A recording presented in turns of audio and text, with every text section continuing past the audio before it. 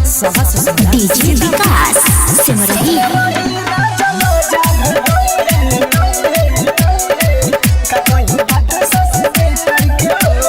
बाटे मौगा सखी सोइया हमार हो कटे ना भिरी उत लागे दिलार हो बाटे मौगा सखी सोइया हमार हो कटे ना भिरी उत लागे दिलार हो का कहीं लग सखी भीतर के हो सोचले रही राजा माजा भेटई है का कहीं बात सखी भीतर के हो सोचले रही राजा माजा भेटई है का कहीं बात सखी भीतर के हो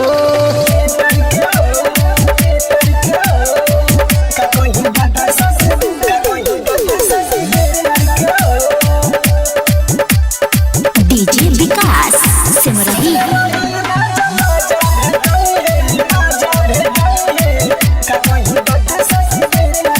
पलंग पर सुतल रही डंगरी पसार के मन करे मुअना के मारी लसार के पलंग पर सुतल रही डंगरी पसार के मन करे मुअना के मारी लसार के ओही ला ए सखी छछना दबाया सोइया हमार सखी खोले नसाया का कहीं लग सखी भीतर के हो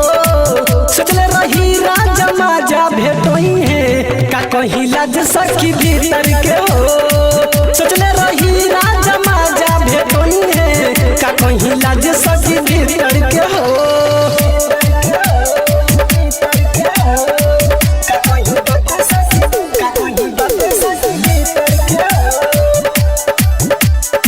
डीजे विकास सिमरही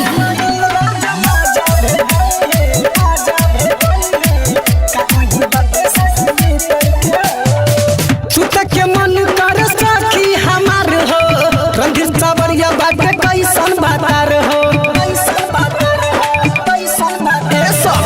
सुत के मन कर सखी हमार हो रंगीन सावरिया बाटे कैसन बातार हो सोची के ए सखी धरकत काया तनिको न आवत मिहरी पमाया पिया त दूध कई लीटर के हो सोचले रही राजा माजा भेटई है का कहीं बात सखी भीतर के हो सोचले रही राजा माजा भेटई है का कहीं बात सखी भीतर के हो बाटे मौगा सखी सोइया हमार हो छोटे न भिरी उत लागे दिलार हो का कहीं लग सखी भीतर के हो सोचले रही राजा माजा भेटई है का कहीं बात सखी भीतर के हो सोचले रही राजा माजा भेटई है का कहीं बात सखी भीतर के हो। Recording by Ananya recording studio Sabha Sasola Sitamarhi.